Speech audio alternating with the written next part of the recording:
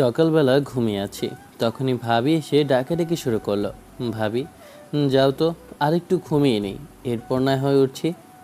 লক্ষ্মী ভাই আমার, এবার ঘুম থেকে ওঠ। তোর ক্লাসের সময় হয়ে গিয়েছে।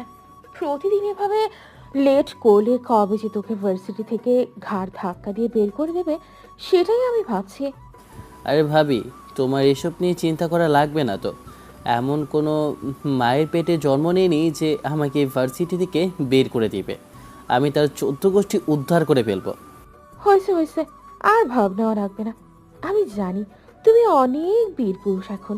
বাবা, তুমি তাড়াতাড়ি ঘুম থেকে ওঠো। আমি নাস্তা বানিয়ে রেখেছি, নাস্তাটা করে ভার্সিটিতে যাও। আরে ভাবি, তুমি এমন করছো কেন? কম্বলটা টান দিয়ে সরিয়ে দিলে কেন? ঘুম পাচ্ছে তো, ঘুমাবো আমি। ঘুমাবি মানে? সোজা কথায় তোর কথা শোনা যাচ্ছে না, তাই না? তোকে কতবার বলছি, আজকে আমি প্রথম দিন, তুই কলেজ শেষ করে ইউনিভার্সিটিতে উঠেছিস। ভুলে গেছিস নাকি এটা কলেজ না, এটা ইউনিভার্সিটি। এখানে দেরি করা যাবে না। এটা নতুন ভার্সিটি, এখানে তুই তেমন কাউকে চিনিস না। তোকে ভার্সিটিতে যেতে হবে আজকে, প্রথম দিন। ভাবির কথায় লাফ দিয়ে উঠলাম। তাই তো, আজকে তো আমার ভার্সিটির প্রথম দিন। আরও ঘুমিয়ে আছি। আমি তো ভুলে গিয়েছি আমি যে নতুন অ্যাডমিশন নিয়েছি ভার্সিটিতে। এই তো কিছুদিন আগেই তো আমার ইন্টার শেষ হলো। ভাবি, তুমিও না আরও আগে আমাকে বলবে না? আমি তো ভুলেই গিয়েছিলাম আজকে আমার ভার্সিটির প্রথম দিন। দেখো কাণ্ড। আগে তো বললাম সব দোষ তো আমারই। হ্যাঁ, আমি তোমাকে বলিনি, তাই দোষ আমার। আমি এত সময় ধরে তোমাকে ডাকছি, তাও সব দোষ আমার। এখন খেয়ে দিয়ে আমাকে একটু উদ্ধার করো। ফোনের দিকে তাকিয়ে দেখি বেশ কয়েকটা কল করেছে রাহাত। ঘুমের তালে বুঝতে পারিনি যে কখন ফোন বাজতেছে। একটু খেয়াল করে দেখলাম আম, ঘড়িতে প্রায় 12টা চলতেছে। 11টা বাজে? তোর ভার্সিটির সময় এখন বাজে 12টা। যাবে কি করে? আর সময় নেই ভাবি, এখনই দৌড়াতে হবে। কথাটা বলে ফ্রেশ হয়ে আমি দিলাম একটা দৌড়। তখনই ভাবি পেছন থেকে ডাক দিয়ে বলে ওঠে, আবির, নাস্তাটা খেয়ে যা। নাস্তা ঠান্ডা হয়ে যাচ্ছে তো। নাস্তা না খেয়ে গেলে কিভাবে হবে? খালি পেটে কেউ বাসা থেকে বের হয় নাকি? আরে ভাবি, সময় নেই। কথাটা বলে আমি বাসা থেকে বের হয়ে গেলাম ভার্সিটির উদ্দেশ্যে। যেতে যেতে আপনাদের আমার আমার পরিচয়টা দিয়ে দিই। আমি আবির। পরিবারে ভাইয়া ভাবি ছাড়া আর কেউ বেঁচে নেই। ছোটবেলা থেকে ভাইয়া আর ভাবি আমাকে মানুষ করেছে। ভাবির বিয়ে হওয়ার পর থেকে তেমন তার বাপের বাড়ি যাওয়া হয়নি আমাদের জন্য, তাই আমি ভাবির বাপের বাড়ি সম্পর্কে কম জানি। হ্যাঁ, ভাবির একটা সুন্দরী বোন আছে, সে আবার অস্ট্রেলিয়ায় পড়াশোনা করে। ভাবি আর ভাইয়া লাভ ম্যারেজ হয়। আমার ভাইয়া ছোটোখাটো একটা ব্যবসা করে। অবশ্য সেই ব্যবসাটা আমার ভাবির আব্বু ধরেই দিয়েছিল, কারণ তার অনেক বড় লোক। আপনাদের পরিচয় দিতে ভার্সিটি গেটের সামনে পৌঁছে যাই, তখন দেখলাম গেটের সামনে দাঁড়িয়ে আছে রাহাত। আমাকে দেখে হাত তুলে ডেকে ওঠে। কিরে ভাই, কয়টা বাজে? এত দেরি করলি কেন? সে কখন থেকে কল করে যাচ্ছিল, তোর তো কোনো পাত্তাই নেই। কি হয়েছে তোর? এই যে এত সময় ধরে কল করছি, কোনো রেসপন্স পাচ্ছি না। আরে, রাতে অনেকক্ষণ ধরে গল্প লেখালেখি করছিলাম, তাই কখন কয়টা বাজছে বলতে পারবো না। ভালো করে চাস তো, তোর জন্য এখন আমাকে ইউনিভার্সিটিতে আর ঢোকা হলো না। আরে বন্ধু, বাদ দে। যাই হোক, এখন চল ক্যাম্পাসটা আমি ঘুরে দেখি। বন্ধু, একটা সংবাদ পেয়েছি। কেমন সংবাদ পেয়েছিস যার জন্য এভাবে আত্মহারা হয়ে উঠেছিস? আরে, আমাদের ভার্সিটির মধ্যে নাকি একজন নতুন সুন্দরী ম্যাডাম আসতেছে এবং তিনি নাকি দেশের বাইরে থেকে পড়াশোনা করে এসেছে। আর আমাদের ভার্সিটিতে নাকি ফোনে কিছু ক্লাসও করাবে। তাতে কি হয়েছে? উনি তো মনে হয় বিবাহিত হবে। আরে শালা, বিবাহিত হলে কি তোকে বলতাম? উনি এখনো বিয়ে করেনি। আর আমাদের যেহেতু সিনিয়র, আর তুই তো সিনিয়র মেয়েদের খুব পছন্দ করিস, তাই বললাম। আগে দেখে পছন্দ হতে হবে, তারপর তো না বলা যাবে। এই ক্লাসটা তো মিস হলে পরের ক্লাসটা করতে হবে। চল ক্যাম্পাসে গিয়ে কিছুক্ষণ গল্প করি।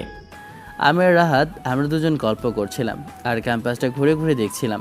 তখনই হঠাৎ করে একটা মেয়ের সাথে ধাক্কা লাগে, মেয়েটা পড়ে যায়। তখন মেয়েটার উদ্দেশ্যে আমি বলে উঠি, সরি সরি, আসলে আমি খেয়াল করিনি। আরে মিস্টার, এভাবে দাঁড়িয়ে থেকে সরি বললেই হবে নাকি? হাতটা দেন, আমি তো আগে উঠতে হবে। ও আচ্ছা, দুঃখিত। মেয়েটা কথাটা বলে আমি হাত বাড়িয়ে দিলাম। মেয়েটা আমার হাতটা ধরে উঠে পড়ে। মেয়েটা বেশ সুন্দরী, দেখেও যে কোনো ছেলে প্রেমে পড়ে যেতে বাধ্য হবে। এভাবে হাঁটছেন কেন? ভার্সিটিতে নতুন নাকি? আপনি একদম ঠিক ধরেছেন। আসলেই আমরা ভার্সিটিতে নতুন। আমি ফার্স্ট ইয়ারে, মানে বলতে গেলে দুজনেই ফার্স্ট ইয়ারে। ও আচ্ছা, তাহলে তো আপনি আমার 1 বছরের জুনিয়র। আমি সেকেন্ড ইয়ারে আর আপনি শ্রাবণী। মেয়েটা কথাটা বলে আমার সামনে হাত বাড়িয়ে দেয়। তখন আমি মেয়েটাকে নিজের হাত বাড়িয়ে দিয়ে বলি, জি আমি আবির। তা আর এটা হচ্ছে আমার বন্ধু রাহাত, আমরা একই ক্লাসে পড়ি। ও আচ্ছা, তাহলে তোমরা এখানে কি করছো? মাথা চুলকে মেয়েটার উদ্দেশ্যে বলে ওঠে, আসলে আমার আজকে ঘুম থেকে উঠতে দেরি হয়ে গিয়েছিল, তাই ক্লাস করাটা হচ্ছে না। ও আচ্ছা, তো এত সময় ধরে ঘুমিয়ে থাকতে কেউ বলেছে? ফোনের মধ্যে অ্যালার্ম দিলে তো হতো। আজকে এমনিতেই তোমার প্রথম ক্লাস, তাও আবার মিস করলে। অবশ্য মিস না করলে তোমার সাথে পরিচয় হতাম না। আপনি কি কিছু বলছেন আপু? আপু বলার সাথে সাথে দেখলাম মেয়েটা তেলে বেগুনে জ্বলে উঠল। ডাকে চোখে আমার দিকে তাকিয়ে মেয়েটা বলে ওঠে, এই আমি আপনার কোন কালের আকুল যে আগে যে আপনি আমাকে আপু বলে ডাকছেন? আমার একটা সুন্দর নাম আছে, নাম ধরে ডাকবেন। কিন্তু আপনি তো আমার সিনিয়র, তার জন্যই তো আপু বললাম। তো কি হয়েছে? সিনিয়র হয়েছে তো কি হয়েছে? আমি তোমার মাত্র 1 ইয়ারের সিনিয়র, তাতে কোনো সমস্যা নেই। তুমি আমাকে শ্রাবণী বলে ডাকবে। আপু বললে কিন্তু তোমার সাথে র্যাগিং করব আমি। কথাটা শোনা মাত্র আমি শ্রাবণীর উদ্দেশ্যে বলে উঠি, এই না না না, দরকার নেই। আমি তোমাকে তুমি করে আর শ্রাবণী বলেই ডাকবো, প্রয়োজন নেই ভাই। র্যাগিংয়ের শিকার হওয়া পরে মান সম্মান যা আছে সবগুলো হারাতে হবে। হারামজাদা আসতে না আসতে একটা সিনিয়র মেয়েকে পটিয়ে নিল। শালা আমাদের কপালে বুঝি কিছুই রইল না। হরামজাদা, আমি তো এখানে কিছুই করিনি, মেয়েটাই তো সব করলো। আর শুধু শুধু আমাকে তুই সন্দেহ করছিস কেন? এমন কিছুই না ভাই, আমাকে নিয়ে তুই এসব ভাবা বন্ধ কর। তোর কপালেও এমন যখন জুটবে তখন বুঝতে পারবে। চুপ কর হারামজাদা, শুধু লুসু। তুই তুই কেমন তা আমার জানা আছে। শালা পেলে বই একটা। পরে আমার ভালো মানুষ রে। তখনই দেখলাম শ্রাবণীকে কেউ ডাক দেয়।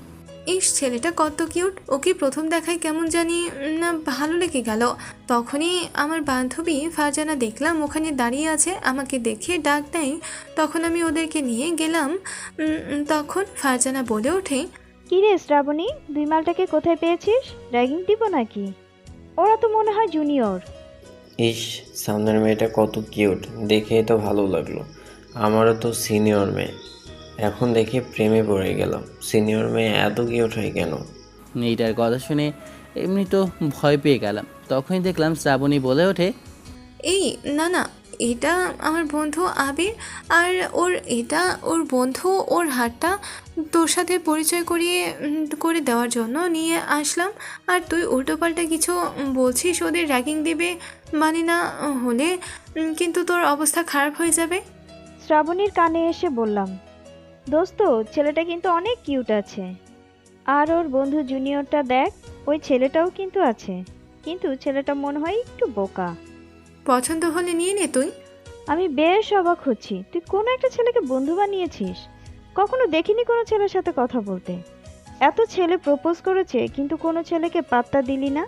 শেষমেশ একটা জুনিয়র ছেলেকে নিজের বন্ধু বানালি, নাকি আবার বয়ফ্রেন্ড বানিয়ে ফেলেছিস? এটাকেই বলে প্রথম দেখায় প্রথম ভালোবাসা। এক কথায় ফার্স্ট সাইট লাভ। আমি কিছু কিছু করেছি।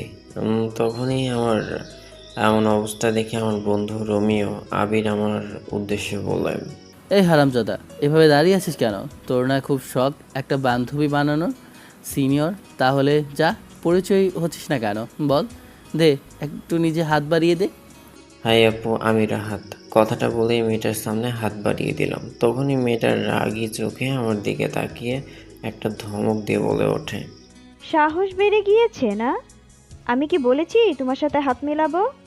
আর বলেছি পরিচয় হব আমি? তোমার সাহস কি করে হয়? এখনো টাইট দেইনি তো, তাই এমন করছো, তাই না?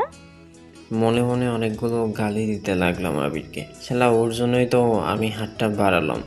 আর অপমান এখন আমাকে হতে হলো। হারামজাদের কপালে সবসময় ভালো জিনিস, আর আমার কপালে এত খারাপ জিনিস। ওকে পরে দেখে নিব। তখনই শ্রাবণী আমাদের উদ্দেশ্যে বলে ওঠে, আচ্ছা আবির, চলো, তুমি তো ভার্সিটি ক্যাম্পাসটা ভালো করে চেনো না, তোমাকে ভার্সিটির ক্যাম্পাসটা ভালো করে দেখিয়ে দিয়ে আসি। আর ফার্স্টে তুই গিয়ে রাহাত ভাইয়াকে দেখিয়ে দে। আমি চাইলাম মেয়েটার থেকে ছোটার জন্য, আর মেয়েটা আমাকে দিল বেঁধে। ধুর, একটা বিপদে পড়লাম। রাহাত তখন পিছ থেকে বলতেছে, বন্ধু, সিনিয়র মেয়ের সাথে হাঁটতেছি, এর থেকে আর ভালো কি হতে পারে? ক্যাম্পাসটা ঘুরে দেখছি আর মেয়েটার বকবক শুনেই যাচ্ছে। বুঝতে পারলাম মেয়েটা বড়লোক বাবার একমাত্র সন্তান। আমি আমার পরিচয়টা দিলাম। এরপর মেয়েটা আমার থেকে ফেসবুক নাম্বার সব কিছুই নিয়ে গেল। আজকে আর ক্লাস করা আমার হলো না। বেশ কিছুক্ষণ ঘোরাঘুরি করার পর শ্রাবণী বলে ওঠে, আচ্ছা আবির, তাহলে আবার আমার ক্লাসের সময় হয়ে গিয়েছে। তুমি আমার জন্য কিছুক্ষণ অপেক্ষা করো, আমি ক্লাস করে আমরা ঘুরতে যাব। শ্রাবণী ক্লাসে যেতে আমি আর ওখানে থাকি নাকি? মেয়েটার বক বক আমাকে পাগল করে দিল। আমি ওখান থেকে কোনোভাবে বাসায় চলে আসি। তখনই দেখলাম রাহাতের কল। কিরে ভাই, কি করছিস? নাচতেছিস নাকি তুই? দূর শালা, সেটা বলছি না, আসলে ফারজানাকে ভালো লেগে গেছে। ওরে বাবারে, আমার বন্ধু রোমিও হয়ে গেল। তাহলে নাম্বারটা নিয়েছিস নাকি? ভাই, নাম্বারটা তো নিয়েছি, এখন তো কথা বলছি, দেখি সুযোগ পেলে প্রপোজ করে দিব। দেখিস আবার প্রপোজ করতে গিয়ে থাবড়ানি যেন না খাওয়া লাগে।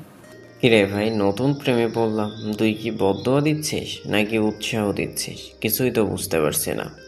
আরামজাদা, তুই বুঝে কি করবি? কি করবি রে? এত বোঝার দরকার নেই। ছোট মানুষ ছোট মানুষের মতো থাক। ওরে আমার বড় ভাই আমার কাছে চলে এসেছে। হ্যাঁ ঠিক আছে, বড় ভাই, ভুল হয়েছে, ক্ষমা করে দিয়েন। আমার বন্ধু রাহাতের সাথে কথা বলছিলাম, তখনই দেখলাম ভাবি রুমে আসে।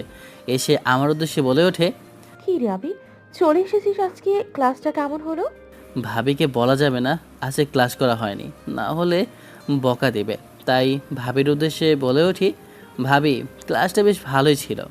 শোন, আমরা আগামী পরশু সবাই আমাদের বাড়িতে যাচ্ছি। আমার বোন দেশের বাইরে থেকে এসেছে। ওই যে ছোটোবেলায় তোমার যে জঙ্গলি ঝগড়াটে বজ্জাত বোনটাকে দেখেছিলাম, আমার থেকে 4 বছরের সিনিয়র, কি বলো? এত বড় দামি মেয়েটাকে দেখার কি আছে? তখনই ভাবি একটা বালিশ আমার গায়ের উপর ছুঁড়ে মেরে বলে ওঠে, তুই অনেক ফাজিল হয়ে গেছিস। আমার বোনকে নিয়ে এসব কথা বলছিস? আরে, ও এখন কত সুন্দরী হয়ে গিয়েছে জানিস? তুই ওর জন্য কত ছেড়ে সিরিয়াল ধরে দাঁড়িয়ে থাকে। তোর কোনো কিচ্ছু জানা নেই। ওর জন্য কত ছেলে পাগল, তুই এসব শুনলে তো মাথা ঘুরে যাবে তোর। এটা মানতে অস্বীকার করব না যে ভাবির ছোট বোন খুবই সুন্দরী। এক কথায় তামিল নায়িকা, ওদের থেকেও অনেক সুন্দরী, খুবই মায়াবী। যখন ছোটোবেলায় দেখেছিলাম, এখন কেমন হয়েছে তা তো জানি না। ওখানে গিয়ে আমি আরেকটা বিষয়ে কথা বলবো ভাবতেছি। সে বিষয়টা না হয় সারপ্রাইজ থাকুক। ভাবি, তুমি আবার মনের মধ্যে কি খিচুড়ি পাকাইতেছো সেটাই ভাবতেছি। যা, এত কিছু ভেবে কি করব? যা, হাত মুখ ধুই আয়। তোর ভাই সে কখন এসেছে তোর জন্য অপেক্ষা করছে। কি হয়েছে তোমাদের? ভাবি দেবরদের কথা হয়েছে, এখন কি আমাকে খাবার দিবেন নাকি না খেয়ে এখানেই বসে থাকবো? তোমাদের জন্য কি আমার খাওয়া দাওয়া করা লাগবে না? চেনা থাকলে উঠে যেতে পারো, আমরা এসে নিজেরাই খাবো। তোমার খাওয়ার কি দরকার? না, এই ভাবি দেবরদের জন্য মনে হয় আমার ঘরে শান্তি নেই। আরে ধৈর্য ধরো, অপেক্ষা করো, আসতেছি। এত পাগল হলে হবে নাকি? রোমানা, তোমার বাবা বলেছে যে তাদের কোম্পানি থেকে একটা ছোট্ট অর্ডার এসেছে। এখন তোমার বাবা সেই অর্ডারটা আমাকে পাঠিয়েছে। যাক, অনেক দিন ধরে কাজ আসছিল না, তোমার বাবার অর্ডারটা দিয়েছে। তোমার বাবার কাছে তো সেটা খুব কম অর্ডার, আর আমার কাছে তো এটা মানে হয় পুরো 10 বছর ধরে এত বড় অর্ডার আমি পাইনি। হ্যাঁ, সেটা আমি আব্বুকে বলেছিলাম যে ছোটখাটো কোনো কিছু অর্ডার করতে থাকলে তোমাকে যেন দিয়ে দেয়। তুমি আবার এই কথা বলতে গেলে কেন? তারা আবার কি মনে করবে? এমনি তো তোমার বাবার সামনে যেতে আমার খুব লজ্জা লাগে। যেদিন তোমাকে আমি চুরি করে নিয়ে এসেছিলাম তাদের বাড়ি থেকে। তাই তো তোমাকে সব সময় চোর বলি। রোমানা, তুমিও না। কথাটা বলে আমি ওর কাছে চলে গেলাম, এরপর কপালে একটা কিস করলাম। ভাইয়া আর ভাবি ওদের ভালোবাসা যেন সারাদিন এভাবেই টিকে থাকে, এই দোয়াই করি আল্লাহ তাআলার কাছে। আরে করছো কি আবির? আসতেছে, যাও নিজে টেবিলে গিয়ে বসো। আমি খেতে বসলাম, তখনই ভাইয়া আমার দিকে তাকিয়ে বলে ওঠে, ভাবতেছি তোকে একটা কথা বলবো, কিন্তু এখনো বলতে পারছি না। কি কথা বলবে? বলো ভাইয়া। তুই চলে যাস ভার্সিটিতে, আর আমি সারাদিন থাকি অফিসে। তোর ভাবি থাকে একা, আর তুই তো জানিস তুই ছোট থেকে আমাদের সাথে একসাথে বড় হয়েছিস। তার জন্য তোর ভাবি চায়নি একটা সন্তান নিতে, কারণ তোর ভাবি তোকে নিজের মায়ের মতো ভালোবাসে, তাই তোকে সবসময় সন্তানের মতো ভালোবেসেছে। তাই দ্বিতীয় কোনো সন্তান নেই, তোর ভালোবাসাটা কম যেন না হয় তা দিতে চায়নি। এইটা ঠিক, আমি কখনো মায়ের ভালোবাসা পাইনি, কিন্তু ভাবি আমাকে মায়ের ভালোবাসা কোথাও কমতে দেয়নি। তাই ভাবতেছি তোকে একটা বিয়ে দিব, তাইলে তোর বউ সহ তোর ভাবি আর একা থাকবে না।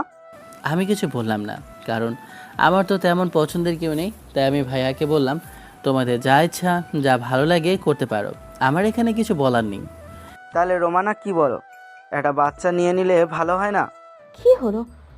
শয়তান ছেলে, এখানে আবির বসে আছে, তোমার লজ্জা করে না? আমি কথাটা শুনে কাঁচতে লাগলাম। তখন ভাবি লজ্জায় ওখান থেকে দৌড়ে নিজের রুমে চলে যায়। তোর ভাবি লজ্জা পাইছে, ঠিক আছে তুই খেয়ে দে, রুমে গিয়ে শুয়ে পড়, আমরা গেলাম। আমি খাওয়া দাওয়া শেষ করে নিজের রুমে গিয়ে শুয়ে পড়লাম, কারণ আগামীকালকে কিন্তু সকালেই ভার্সিটিতে যেতে হবে। ফোনটা বন্ধ করে রেখেছি, না হলে হাজারটা কল ধরবে কাটা। সকালবেলা ঘুম থেকে উঠে ফ্রেশ হয়ে ফোনটা চালু করে দেখি হাজারটা কল উঠে আছে।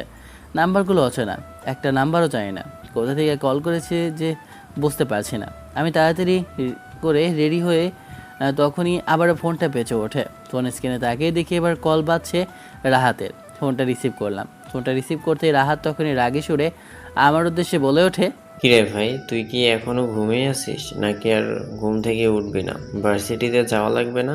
সে কখন থেকে তোকে কল করছি, তুই তো ফোন বন্ধ করে রেখেছিস। সমস্যা কি ভাই, যাবি নাকি? আমি একাই চলে যাব। পুরি বাবারে, প্রেমের মনে হয় আগুন লেগেছে, তাই তোমার এখন অনেক টেস্ট বেড়েছে তাই না? একবার হাতের কাছে পাই তারপরে তোমার টেস্ট দেখাচ্ছে। আরে বন্ধু, রাগ করছিস কেন? আমি তো শুধু একটু মজা করছিলাম। তুই কোথায় আছিস? এই তো আমি আসছি, রেডি হচ্ছে। আই, তোর জন্য অপেক্ষা করছি আমি রেডি হয়ে তখনই নিচে আসলাম। ভাবি আমার জন্য নাস্তা বেড়ে দেয়। নাস্তাটা সেরে ভার্সিটির উদ্দেশ্যে রওনা দিলাম। ভার্সিটির ক্লাসের সময় আর মাত্র 20 মিনিট আছে। গেটের সামনে আসতেই তখনই ধুম করে একটা ধাক্কা লাগে, আর কেউ আমার গায়ের উপর পড়ে যায়। নিজের অজান্তেই মেয়েটার ঠোঁট আমার ঠোঁটের সাথে মিলে যায়। তখনই মেয়েটা লাফ দিয়ে ওঠে। অসভ্য ইতর ছেলে, চোখে দেখিস না নাকি কানা? নাকি তোর তোর এত বড় সাহস, তুই আমাকে ধাক্কা দিয়েছিস? সরাতেই মেয়েটার সৌন্দর্য আমার সামনে ভেসে ওঠে। কী অপরূপ সুন্দরী আমার সামনে দাঁড়িয়ে আছে, যেন এক অপসরই দাঁড়িয়ে আছে। আমি দেখেই তো ক্রাশ খেলাম। ওয়াও, কি সুন্দরী একটা মেয়ে, কিন্তু থাপ্পড়টা বেশ জোরেই মেরেছে। তাই মেয়েটার উদ্দেশ্যে বলে উঠি, এই মিস, প্রথমত আপনি দেখে হাঁটছেন না, নিজে একটা কানি, আবার আমাকে বলছেন। কি বললি ফাজিল ছেলে? তোদের মতো ছেলেদেরকে ভালো করে জানি। তোরা বাসা থেকে বের হোস মেয়েদের সাথে এমন ইফটিজিং করার জন্য। ওরে, আমার কোন রাজ্যের রাজকুমারী এসেছে রে যে আমি তাকে ইপটিজিং করব? আরে যা, সামনে থেকে সর। এটা কোনো উত্তর রাস্তা না যে গায়ের উপর পড়তে যাবে। Mind your language. তুমি তোমার ভাষার ব্যবহার ঠিক করো, না হলে। আমার ভাষা বরাবরই ঠিক আছে, বরঞ্চ তোমার ভাষা ঠিক নেই। গায়ের উপর আমি না, আপনি বলেছেন। মন চাইতেছে এখনই গলাটা টিপে মেরে ফেলি, বেয়াদব ছেলে একটা। আপনি তো মারবেন, কারণ শেওড়া গাছের পেটনি তো, তাই সব কিছুই সম্ভব। আমার সাথে ব্যবদহিপি করার ফল কিন্তু ভালো হবে না, এর পরিণাম কিন্তু খুব ঠিক বুঝতে পারবে। ওমা, তাই নাকি? আমাদের দেশের রাষ্ট্রপতির মেয়ে এসেছে আমাকে শায়েস্তা করতে। তোরা কে কোথায় আছিস রে? দেখে যা, ভয়ে তো আমার হাঁটু কাঁপছে। অসহ্য ফাজির একটা ছেলে, আমার হাতের কাছে আয়, তারপর দেখিয়ে দেব এই নীলা চৌধুরী কি করতে পারে। ওরে বাবা, শেওড়া গাছের পেতনির নাম নীলা চৌধুরী? এই প্রথমবার শুনলাম এমন নাম। এমন পেতনির নাম কখনো শুনিনি। আমার কথা শুনে মেয়েটা তেলে বেগুনে জ্বলে ওঠে। মেয়েটা তখনই রাগে ফুসফুস করতে করতে ওখান থেকে চলে যায়। তখনই পেছন থেকে রাহাত দৌড়ে এসে বলে ওঠে, ভাই, তুই কাজটা করলি কি? কি আর করব, প্রেমে পড়ে গিয়েছি মেয়েটার। ভাই, সেটা অন্য বিষয়। আমাদের ভার্সিটিতে এমন কোনো ছেলে নেই যে ওনার প্রেমে পড়েনি। মানে, তোর কথা ঠিক বুঝতে পারলাম না, বুঝিয়ে বল। বোঝাবুঝির কিছু নেই। এত সময় ধরে যার সাথে ঝগড়া করলি, উনি হচ্ছে গিয়ে আমাদের ভার্সিটির নতুন ম্যাডাম, এবং কি দেশের বাইরে থেকে এসেছে। কাম সারছে রে, এখন কি হবে সেটাই ভাবতেছি। ভার্সিটির ভিতরে নিয়ে উদম খেলানি না দেয় আমাকে। চিন্তা করিস না, সব কিছু ঠিক হয়ে যাবে। বেশি মারলে একটু আদর করে খাবি। ভালোবাসিস না? ভালোবাসার জিনিস একটু দেখ কেমন লাগে। রাতের পাছায় একটা লাথি মেরে ক্যাম্পাসের ভিতরে ঢুকতে লাগলাম আর বললাম, চুপ শালা, বেশি কথা বলবি না, তোর জন্যই হয়েছে। আমি আর রাহাত আমরা দুজন ক্যাম্পাসে গেলাম। তখনই দেখলাম কোথা থেকে শ্রাবণী দৌড়ে এসে আমার কাছে এসে রাগে সুরে আমার উদ্দেশ্যে বলে ওঠে, এটা কি হলো? গতকালকে এতগুলো কল করেছে, আমার ফোন বন্ধ ছিল কেন? আরে গতকাল রাতে ফোন চার্জ দিতে ভুলে গিয়েছিলাম, তাই বন্ধ হয়ে গিয়েছিল। চলো আবির, আমরা একটু গিয়ে সামনে থেকে হেঁটে আসি। বন্ধু, যা, মেয়েটা তো সুন্দরী। মেয়েটা সম্পর্কে যা শুনেছি, ভার্সিটির সব থেকে সুন্দরী মেয়ে হচ্ছে এটা। আর সুন্দরী মেয়ে তোকে পাত্তা দিচ্ছে, এর থেকে ভালো খুশির কি হতে পারে? চুপ শালা, চুপ কর, বেশি কথা বলবি না। শ্রাবণীর দিকে খেয়াল করলাম আজকে ওকে একটু বেশি সুন্দর লাগছে। একটা নীলি জামা পরে এসেছে, যেন নীলপরীর মতো লাগছে শ্রাবণীকে। সামনে বাগানটা অনেক সুন্দর, চলো বাগানটাতে গিয়ে ঘুরে আসি। আমি আর শ্রাবণী দুজনে হাঁটতে লাগলাম। আমি শুধু বারবার ওই সময়ের ঘটনাটা ভাবতেছি, আমার চোখের সামনে শুধু এটাই ভাসে। কি হলো, তুমি আবার কি ভাবতেছো? কই কিছু না তো। আর হ্যাঁ, ক্লাসের সময় হয়ে গেছে আমার। ঠিক আছে, তুমি তাহলে তোমার ক্লাসে যাও, আমি ক্লাসে গেলাম। আর আমরা আগামী পরশু আমার ভাবির বাসায় যাব। আচ্ছা ঠিক আছে, আমাকে বাসায় গিয়ে কল করবা। কোনো রকমে শ্রাবণীকে পাঠিয়ে আমি ক্লাসের উদ্দেশ্যে রওনা দিলাম। ক্লাসের ভিতরে প্রবেশ করে দেখি রাহাত বসে আছে। আমি রাহাতের পাশের সিটে গিয়ে বসলাম। কিছুক্ষণ পর দেখলাম ক্লাসের ভিতর কে একজন প্রবেশ করছে। দেখলাম একটা ম্যাডাম হলুদ শাড়ি পরে ভিতরে প্রবেশ করছে। ম্যাডামের দিকে তাকাতে আমি যেন ক্রাশ খেলাম। ভালোভাবে তাকিয়ে দেখি মেয়েটা যে আর অন্য কেউ না, একটু আগে ঝগড়া করা সেই মেয়েটাই। আল্লাহ বাঁচাও আমাকে, এখন আমার কি অবস্থা করে আল্লাহ জানে। তখনই মেয়েটা আমার দিকে তাকিয়ে রাগে চোখে বলে ওঠে, এই ছেলে, তুমি এখানে কি করছো? ম্যাডাম এখানে ক্লাস করছি। কিসের ক্লাস করছো? কেন ম্যাডাম? ইংলিশ ক্লাস করছি। বেয়াদব ছেলে, তোমাকে বলেছি আমার ক্লাসে তোমার থাকা লাগবে না। এখন থেকে এখনই বের হয়ে যাও। তোমার মতো লম্পট ছেলে আমার ক্লাস করা লাগবে না। কেন ম্যাডাম, আমি কি করেছি? আমি তো শুধু একটা শাকচুন্নির ভূতকে বাড়িয়েছি, এতে আমার কি দোষ? কি বললি ফাজিল ছেলে? এখনো গেলি না? না হলে কিন্তু তোর গলা আমি টিপে মারবো। আমার কথা শুনে আশেপাশের স্টুডেন্টরা হাসতে লাগলো। এখনই দাঁড়া, কান ধরে। ম্যাডাম কান ধরাই লাগবে? এত অপমান করবেন আমাকে? অপমানে কি দেখেছিস? এটা তো শুধুমাত্র কান ধরে দাঁড় করানো। তখনই আমি মেয়েটার গিয়ে কান ধরলাম। তখন মেয়েটার রেগে আমার গেলে ঠাস করে একটা থাপড় বসিয়ে দেয়। এইটা কি হলো ম্যাডাম? আপনি তো বললেন কান ধরতে, তাই তো আমি আপনার কানটা ধরেছি। আপনি তো বলেননি যে আমার কান ধরতে হবে। দেখলাম মেয়েটা এখন অনেক বেশি রেগে গিয়েছে। এতটা রেগে গিয়েছে যে মেয়েটার ফর্সা মুখ লাল হয়ে গিয়েছে, একদম টমেটোর মতো। তাই গতির সুবিধা নেওয়ায় আমি দৌড়ে ক্লাসরুম থেকে বের হয়ে যাই। অফিসের বাচ্চা, তোকে একবার হাতের কাছে পাই, এরপর আমি গলার টিপে তোকে মেরে ফেলবো। শয়তান, খাচ্চর, ফাজিল একটা একটা ক্লাসই করাবো না, চলে গেলাম। নীলা ম্যাডামকে পচাইতে বেশ ভালোই লাগলো আমার। বাসায় আসতে তখন ভাবি আমাকে বলে ওঠে, খাওয়া দাওয়া করে রেডি হয়ে নাও, আমরা আজকে বিকালে রওনা দেব। আমি খাওয়া দাওয়া করে ঘুমিয়ে পড়লাম, কারণ বিকেলে যাব ভাবিদের বাসায়। ভাবিদের বাড়ি এখান থেকে শহরে, তাই আমাদেরকে শহরে যেতে হবে। আর বিকেলে ঘুম থেকে উঠে রেডি হয়ে তারপর আমরা একসাথে বের হব। এটা ভেবে আমি খাওয়া দাওয়া করে ঘুমিয়ে পড়ি। বিকালে হাঁটতেছিলাম, তখনই সামনে দেখলাম একটা মেয়ে দাঁড়িয়ে ফুল কিনতেছে। মেয়েটাকে দেখে তো ক্রাশ খেলাম। এত সুন্দর একটা মেয়ে কি করবো বুঝতে পারতেছি না। মনের ভিতরে লাড্ডু বলতে লাগলো। তাই আমার বন্ধু আবিরকে কল করলাম। বিকেলে ঘুমিয়ে আছি, তখনই হাতের ফোনটা বেঁচে ওঠে। ফোনের স্ক্রিনে তাকিয়ে দেখি রাহাত কল করেছে। ফোনটা রিসিভ করতেই রাহাত তাড়াহুড়ো করে বলে ওঠে, বন্ধু, বাজারের মোড় একটু আসবি তুই? হারামজাদা, ঘুম থেকে উঠিয়ে দিয়েছিস, ভালো হয়েছে। আজকে ভাবিদের বাসায় যাব। আর আমি এখন এখানে আসবো কি জন্য? তোকে তো বলছি গতকালকে।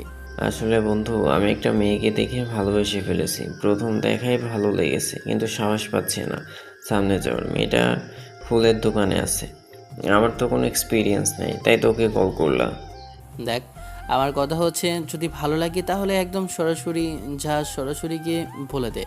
আর যদি সুযোগ পাস তাহলে এই প্রেম করার চেষ্টা কর, যদি কাজে আসে। শালা কলটা কেটে দিল। কথাটা বলেই আমি ওখানে যাওয়ার সাহস পাচ্ছি না। তাহলে গিয়ে বলবো কি করে? তখনই দেখলাম একটা ছেলে মেয়েটার ব্যাগ টান দিয়ে দৌড় দিতে লাগলো। মেয়েটা চিৎকার করে বলে ওঠে। আমার ব্যাগটা নিয়ে গেল ছিনতাইকারী, কেউ আমাকে সাহায্য করুন। তখনই ছেলেটাকে আমি ধরে ফেলে দুটো ঘুষি মারলাম। ছেলেটা পালিয়ে যায়। তখনই মেয়েটা আমার কাছে এসে বলে ওঠে। আপনাকে অসংখ্য ধন্যবাদ। ভালোভাবে তাকিয়ে দেখি ছেলেটা রাহাত। আরে তুমি এখানে কি করছো ছোট? হাই, কার প্রেমে পড়লাম? অবশেষে ভার্সিটির সিনিয়র আপু, এটা তো শ্রাবণী। আপুর বন্ধু ফারজানা। তখনই আমি ওর উদ্দেশ্য করে বলি, এভাবে অপমান করার প্রয়োজন ছিল না। আমি তো আপনার সাহায্য করেছি। কোথায় আমি তোমাকে অপমান করেছি? আমি কোথায় ছোট? কোন দিক দিয়ে ছোট মনে হয়? মাত্র 2 বছরের জুনিয়র হলে কি ছোট হয়ে যায়? বাংলাদেশের অনেক সিনিয়র মেয়ের সাথে বিয়ে করে, প্রেম করে, অনেক কিছুই করে, কেউ বন্ধুত্ব করে। তাই আমি 2 বছরের জুনিয়র বলে আমার সাথে এভাবে বলবেন? ও তাই, তুমি মন খারাপ করেছো? আচ্ছা ঠিক আছে, যাও, তুমি এখন থেকে আমাকে নাম ধরে ডাকবে। আর আমি তোমার বন্ধু, ঠিক আছে? কথাটা বলেই হাতটা বাড়িয়ে দেয় ফারজানা। এরপর আমার নাম্বার, ফেসবুক আইডি সব কিছু নেয় এবং কি ফেসবুক চেক করে দেখে যে কোনো মেয়ের সাথে কথা বলি কি না। কপাল ভালো যে ফেসবুকের মধ্যে যে কোনো মেয়েকে আমি অ্যাড রাখিনি, কারণ আমি একটা ফেক আইডি আছে আমার, ওখানে যৌথ শয়তানি করি। কম্বল মুড়ি দিয়ে শুয়ে আছে, ঘুম যেন ভাঙছে না। আবার ভাবে এসে ডাকাডাকি করা শুরু করলো। আবির, তাড়াতাড়ি রেডি হ, তোর জামা কাপড় সব কিছু আমি গুছিয়ে রেখেছি। তাড়াতাড়ি চল ভাই, দেরি করা যাবে না। কি আর বলবো ভাই, ঘুম থেকে উঠে রেডি হয়ে নিলাম। আমরা সবাই তোর জন্য অপেক্ষা করছি। আমরা বাইরে আছি, তুই রেডি হয়ে আয়। আমি রেডি হয়ে নিচে এসে দেখি সবাই ভাইয়া ভাবি রেডি হয়ে নিচে গাড়ির সামনে দাঁড়িয়ে আছে।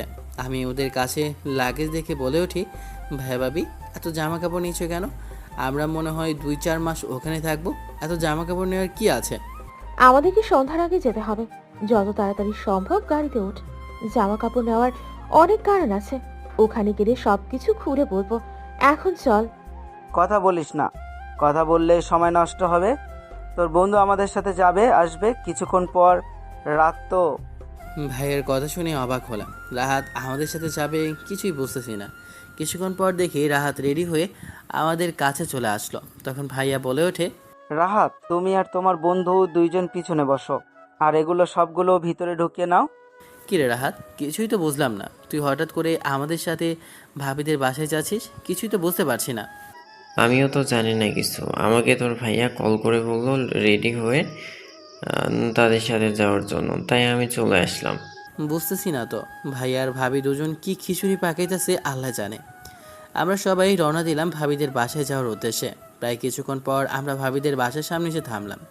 গাড়ি থেকে নেমে দেখি অনেক বিশাল বড় একটা বাড়ি, দেখে মনে হচ্ছে বড়লোকের বাড়ি। সুন্দর তো হবে স্বাভাবিক, কিন্তু তার থেকেও বেশি অবাক হচ্ছি কারণ বাড়িটা বিয়ে বাড়ির মতো সাজানো।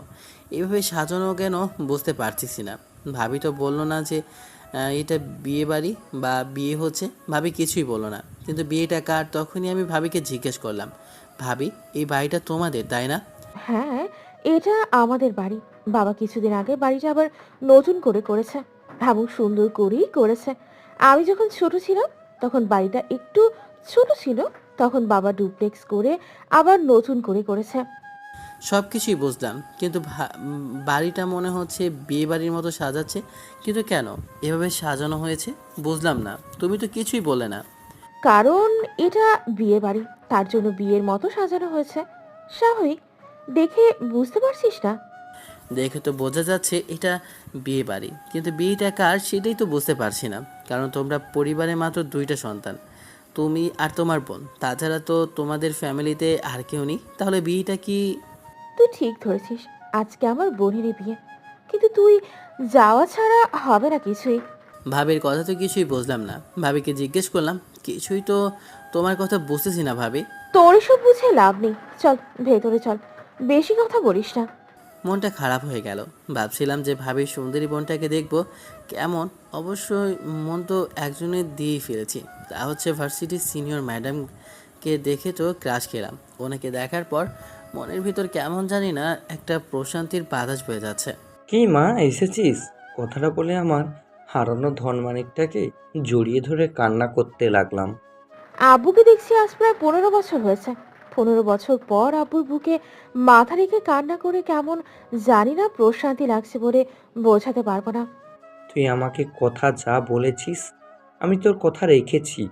তোর কথা অনুযায়ী আমি তোর দেবরের সাথে আমার মেয়ের বিয়ে ঠিক করেছি। তুই বলেছিস যতদিন না এই শর্ত আমি মানব ততদিন তুই আমার ঘরে আসবি না। আচ্ছা আব্বু, তোমরা কি এখানে বসে কান্নাকাটি করবে নাকি ভিতরে নিয়ে যাবে? হ্যাঁ বাবা, ভিতরে চলো।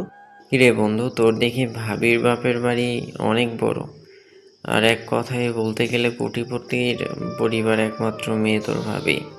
আরে তোকে বলেছিলাম না, আমার ভাই আর ভাবি তারা দুজন রিলেশন করে বিয়ে করেছিল, আর তাদের বিয়েটা মেনে নেয়নি তাদের পরিবার, তাই ভাবি বাসা থেকে চলে যায় ভাইয়ের সাথে। তখন একমাত্র আমি ছিলাম, আমার বাবা মা তখন দুজনেই মারা গিয়েছিল। ভাই আর আমি ছিলাম, আর ভাবিকে নিয়ে এসেছিল। ভাবির ফ্যামিলি থেকে অনেকবার বলেছিল ভাইয়াকে ছেড়ে যাওয়ার জন্য, কিন্তু ভাবি ছেড়ে দেয়নি কখনো। যত কষ্টই হোক না কেন, ভাবি সবসময় ভাইয়ের পাশেই ছিল। এই ভালোবাসার কারণেই তারা কখনো আলাদা হতে পারেনি। তাই অনেকদিন বলেছিল মেনে নেবে, কিন্তু ভাবি কখনো রাজি হয়ে তাদের বাসায় ফিরে যেতে চায়নি। কিন্তু আজকে হঠাৎ করে কী জন্য সে আসলো বুঝতে পারছি না, কিন্তু এতটুকু জানি ভাবির কথায় আমার ভাইয়ার ব্যবসাটা তারাই ধরিয়ে দিয়েছিল। আচ্ছা, তাহলে সব কিছু বুঝলাম। তাহলে চল, ভিতরে সবাই যাচ্ছে, আমরাও এখানে দাঁড়িয়ে আছি কেন? ভিতরে চল, ভিতরের রুমগুলো অনেক সুন্দর, দেখেই বোঝা যাচ্ছে। একটা রুমে আমি আর রাহাত আমরা দুজনে বসে আছি, বিশ্রাম নিয়েছিলাম। তখনই ভাবি আর ভাইয়া দুজন ভিতরে ঢোকে। তখন রাহাত একটু বাইরে যায়। ভাই আর ভাবি আমার কাছে এসে বলে ওঠে, আচ্ছা আবি, তুই তো আমাকে তোর ভাবি না মা হিসেবে সবসময় ভালোবাসিস। আমি কি তোকে একটা কথা বলি, তুই শুনবি না? ভাবির কথা কিছুই বুঝতে পারছি না। ভাবি হঠাৎ করে এইখানে এসে এমন ধরনের কথা কেন বলছে? আরে আমি জানি না আমার ভাই তোমাকে কেমন সম্মান করে, আর সব সময় তোমার কথা শুনে তুমি নির্দ্বিধায় বলতে পারো। বুঝতেছি না তোমাদের কথা। তোমরা এমন কি কথা বলবে যে এভাবে হাঁসফাঁস করছো? এমন কথা কখনো হয়েছে যে আমি তোমাদের কথা শুনিনি? আমার কথা শুনে ভাবি একটা দীর্ঘ নিঃশ্বাস ফেলে আমার উদ্দেশ্যে বলে ওঠে, জানি তোর কাছে কথাটা শুনতে খারাপ লাগবে, কারণ তোকে জানাইনি। আসলে আমি ঠিক করেছিলাম যে যেদিন তোর সাথে আমার ছোট বোনের বিয়ে দেব সেদিন আমি এই ঘরে পা রাখবো, তার আগে না। তার মানে বুঝতে পারলাম না ভাবি।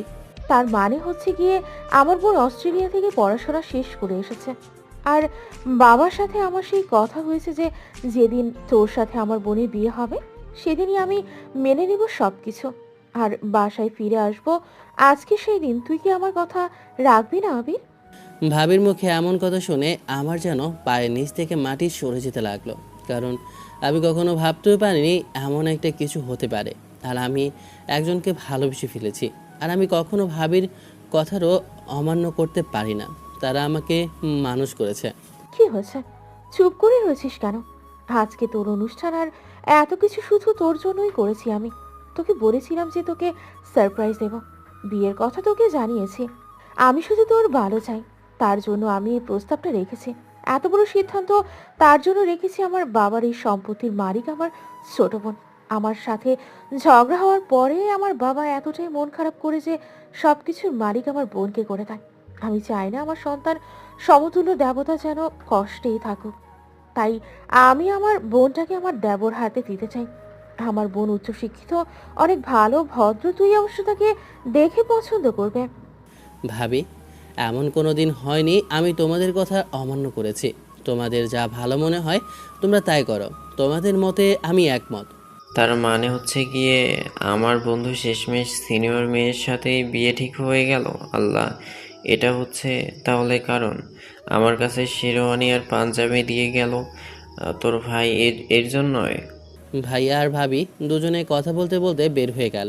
তখনই রাহাত কথাটা বলল, আমি বলেছিলাম না তোমার দেবর তোমার কথাই শুনবে। তুমি যা বলবে ও শুধু তোমার কথাই শুনবে। ও শুধু তোমাকেই ভালোবাসে, ও যা ইচ্ছে তাই করে, কিন্তু তোমার কথা কখনো অমান্য করে না। কি আর করার আছে? নিজের পরিবারের জন্য, নিজের আপন মানুষের জন্য নিজের ভালোবাসাকে বিসর্জন দেওয়া ছাড়া আমার কিছু করার নেই। তাহলে তুই তোর ভাবিকে সব কিছু খুলে বল যে একজনকে তুই দেখে ভালোবেসে ফেলেছিস আর তাকে তুই বিয়ে করতেছিস। সেটা কোনোভাবেই সম্ভব না। আজকে বিয়ের দিন, আমি চাই না আমার জন্য আমার ভাইয়া ভাবি তারা তাদের মান সম্মান নিয়ে কোনো মানহানি হোক। তাহলে কি আর করবি, রেডি হয়ে নে। আমি আমার হবু স্ত্রীকে একটিবারের জন্য দেখিনি। আমি রেডি হয়ে নিচে আসলাম, দেখলাম বিয়ের মঞ্চে আমার জন্য অপেক্ষা করছে সবাই। আমি এসে বসতে তখনই কনেকে নিয়ে আসলো। কনের মুখ ঢাকা। দেখতে দেখতে বিয়ের অনুষ্ঠানের সাথে আমাদের বিয়ের কাজগুলো সম্পন্ন হয়ে যায়। রাত প্রায় 1টা বাজে। আমি ছাদের উপর দাঁড়িয়ে আছি, হাতে একটা সিগারেট। মন খারাপ, কি করব, সিগারেট টানছি। তখনই পেছন থেকে কেউ ডাক দেয়। পেছন থেকে শব্দ পেয়ে সিগারেটটা নিচে ফেলে দিই। পেছন ঘুরে তাকিয়ে দেখি রাহাত দাঁড়িয়ে আছে। আমাকে দেখে রাহাত বলে ওঠে, কিরে এখানে দাঁড়িয়ে সিগারেট খাচ্ছিস কেন? আরে কি বলবো, ভালো লাগছে না তাই। ভালো লাগছে না নাকি অন্য কিছু? সব কিছুই তো জানিস, তারপরও আবার না জানার মতো বাহানা কেন করছিস? ন্যাকা নাকি তুই? নাকা না, কিন্তু তোর মুখ থেকে শুনতে চাই, আসলে কি তুই ওই দিনের মেয়েটাকে দেখে ভালোবেসে ফেলেছিস? এমনটা ভাবা যায়, কারণ আমি তাকে প্রথম থেকে ভালোবেসে ফেলেছি। আর মেয়েটা এতটা সুন্দরী যে চোখ দুটো টানা টানা, খুবই মায়াবী চেহারা তার। তোর তো ছোটবেলা থেকে একটা স্বপ্ন ছিল সিনিয়র মেয়েকে বিয়ে করার, সে স্বপ্ন তো তোর পূরণ হলো, তাহলে আর কি? আরে শালা, বিষয়টা তেমন না। আমিও তো তাকে পছন্দ করি, আর সেও সিনিয়র। সমস্যা কি? কিন্তু সমস্যা হচ্ছে গিয়ে এখানে ভাই আর ভাবি তাদের পছন্দ অনুযায়ী বিয়েটা আমাকে দিচ্ছে। আর তোরা তো জানিস, ভাই আর ভাবি তারা ছোটোবেলা থেকে আমাকে মানুষ করেছে, কখনো মা বাবার কষ্ট দেয়নি। তাহলে তাদের কথা আমি কিভাবে অমান্য করি বল? তাহলে কি আর করবি, এখানে বসে থেকে তো লাভ নেই, তাহলে যে একটু বউয়ের কাছে গিয়ে বউয়ের আদর খেয়ে আয়। থু শালা, আমাদের কথার মধ্যে তখনই ভাবি ছাদের উপরে উঠে পড়ে। আর ছাদে উঠে আমাকে এখানে দাঁড়িয়ে থাকে দেখে আমার উদ্দেশ্যে একটু রাগেই গলায় বলে ওঠে, কি আমি, তুই এখানে বসে আছিস কেন? তুই যা নিজের রুমে যা। আমার বোনটা সে কখন থেকে তোর জন্য অপেক্ষা করছে।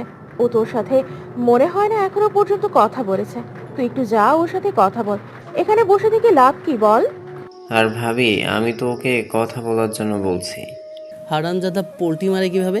তোকে দেখে চেনা দরকার, শালা পোল্টি বাজ একটা। কিভাবে ভাবির সামনে ভালো সাজতে হয় তোকে দেখে শিখতে হবে রে।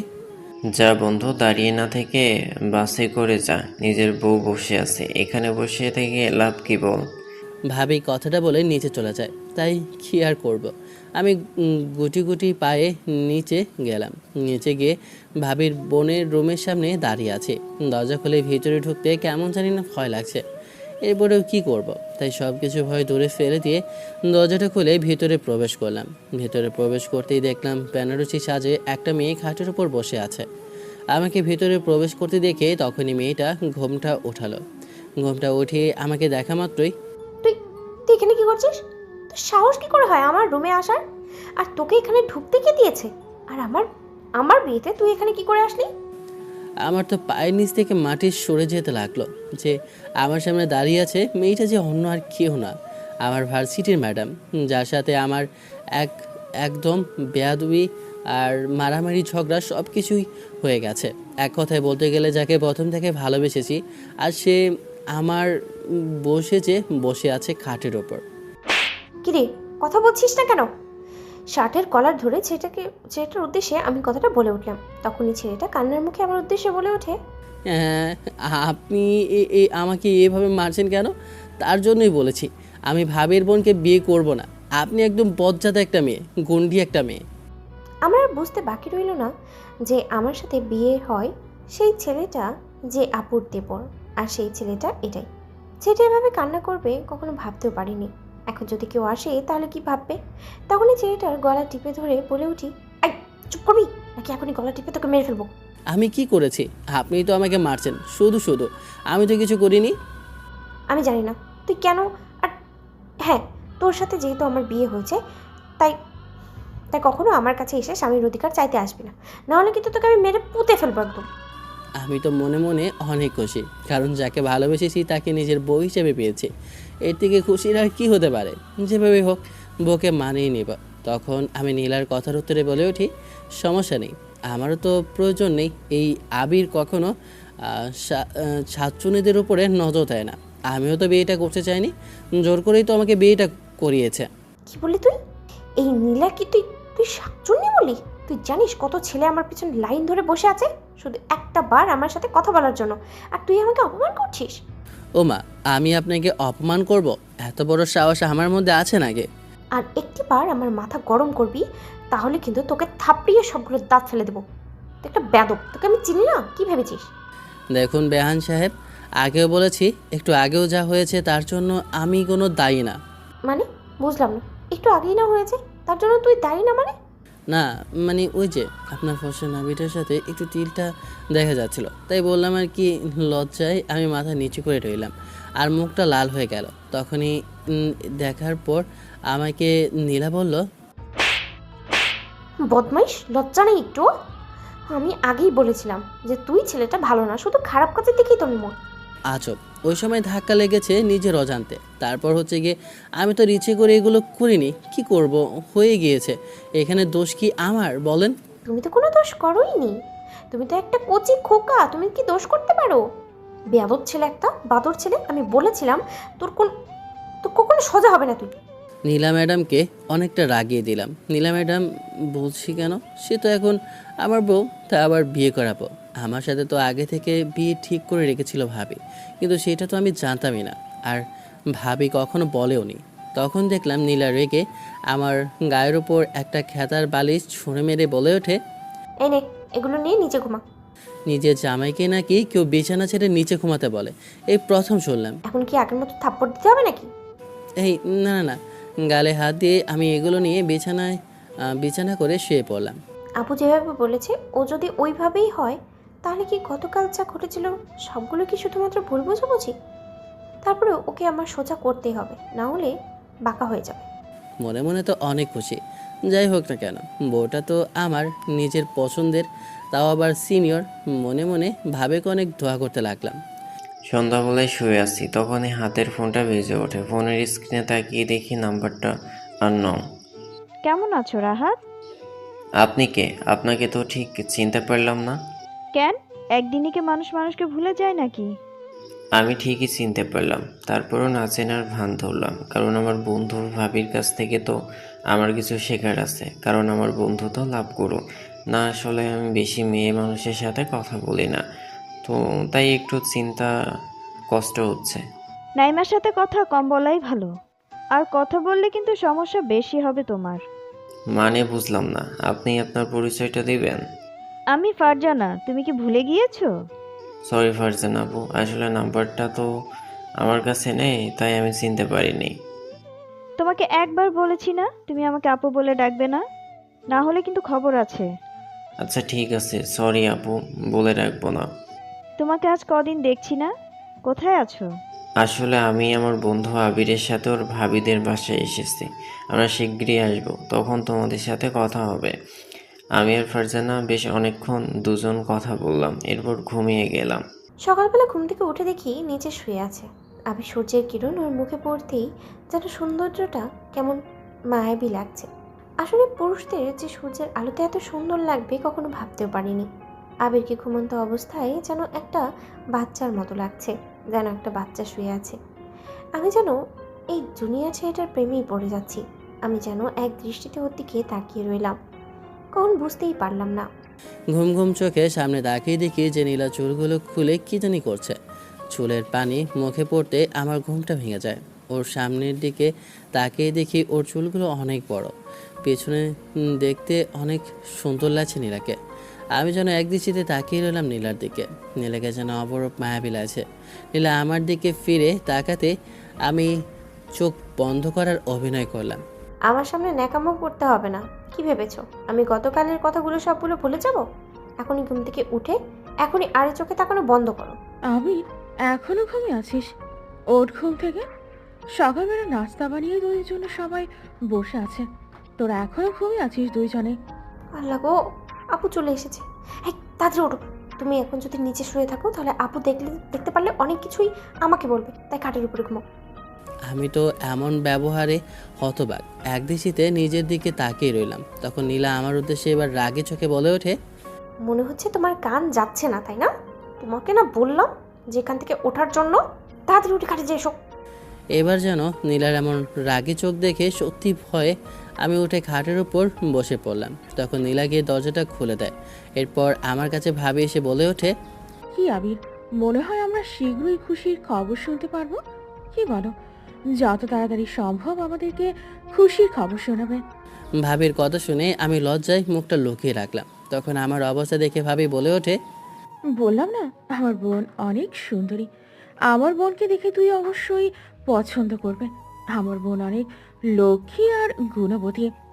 তোমার বোন গুণবতী না রাগবতী না ঝগড়াবতী তা তো দেখেই বুঝতে পারছি। আবিরের এমন কথায় ওর দিকে রাগি চোখে তাকিয়ে রইলাম। তখন আবির ভয়ে বলে ওঠে, নীলা তখনই আমার কোমরের মধ্যে চিমটি কাটে। আমি তো ব্যথায় কিছু বলতে পারছি না, তাই আমি ভাবির উদ্দেশ্যে বলি, না ভাবি, তোমার বোন আসলে অনেক সুন্দরী, অনেক ভালো, অনেক লক্ষ্মী, অনেক গুণবতী, রূপবতী। এগুলো কথার জন্য তোর মাথায় থাকে, বুঝতে পেরেছিস? ভাবি চলে যেতে তখনই দেখলাম নীলা আপু আমার সামনে আসতে লাগলো। আমি পিছুতে লাগলাম। তখন নীলা আপু আমার শার্টের কলারটা চেপে ধরে নীলা আপু আমার সামনে চলে আসছে। ওর গরম নিঃশ্বাসগুলো আমার মুখে পড়তে লাগলো। একটা ফিলিংসও ছিল বলে বোঝাতে পারবো না। তখনই আমি নীলা আপুর উদ্দেশ্যে বলে উঠি, এই যে এত কাছে আসবেন না, আপনাকে দেখলে তো আমার এমনি ভয় করে। ভয় করাটা ভালো। আর হ্যাঁ, গতকাল এগুলোর জন্য কিছু বলছি না, কিন্তু আমার সাথে যা করছিস ভার্সিটির মধ্যে তার কি হবে? সত্যি বলছি, ওই দিন যা করেছি তা একদমই ভুল করেছি, সব নিজের অজান্তে করেছি, বিশ্বাস করেন। আচ্ছা, আমি তো সম্পর্কে জেনে বুঝেই বলতেছি। তুই কত ভালো। তোর ভালো নামটা, ফোনটা দে তো। আমি ফোন দিতে চাচ্ছিলাম না। তখন আমি বলি, ফোন দিয়ে কি হবে আপু, আপনি কি করবেন? এই আপু আপু বলে বন্ধ কর। আমি তোর আপু না, যেহেতু বিয়ে হয়েছে তাই নীল আর তুমি এই দুটোই ডাকবে, এর বেশি কিছু না। একটা থাপ্পড় দিয়ে হাত থেকে ফোনটা নিয়ে যায়। এরপর আমি ওখান থেকে সোজা নাস্তার টেবিলে চলে যাই। মনে মনে ভাবছি যে আমার ফোনে কিছুই পাবে না, কারণ আমি এর আগে সব কিছু ডকুমেন্ট আগে ডিলিট করে রেখেছি। তাই কারোর সাথে কি কথা হয়েছে কোনো কিছুই দেখতে পাবে না। মেহু না কামাল কা। নীলা তো তোদের ওখানে ভার্সিটিতে পড়াচ্ছে। তুমি একবার বলেছো, কিন্তু ও হঠাৎ করে ভার্সিটিতে পড়াচ্ছে কেন? আরে পড়াচ্ছে তোর দেবরের জন্যই। ও জানে না তোর সাথে বিয়ে হয়েছে, তাই একটু যাচাই করার জন্য ও নিজে ওই ভার্সিটিতে চাকরি নিয়েছে। আর ওই ভার্সিটির প্রিন্সিপাল হচ্ছে গিয়ে আমার বন্ধু, ওখানে সভাপতিও নিজেই। আচ্ছা, তাহলে আমার দেবরের একটু যাচাই করার জন্য আমার বোন ওখানে চাকরি নিয়েছিল। জামাইয়ের নাকি সামনের সপ্তাহে এক্সাম, তাই ওদেরকে মনে হয় আজকে চলে গেলে ভালো হয়। আর তুই আর জামাই কিছুদিন আমাদের সাথে আমাদের বাসায় থাকবে। ঠিক বলেছো, ওদেরকে কিছুদিন নিজেদের কাছে একা থাকলে হয়তোবা আমার কোনো খুশির খবর পাবো। দেখলাম ভাবি ভাইয়া আর তার আব্বু বসে কথা বলছে। তখন আমি নিচে আসতেই তারা চুপ করে রইল। আমি টেবিলে এসে বসলাম।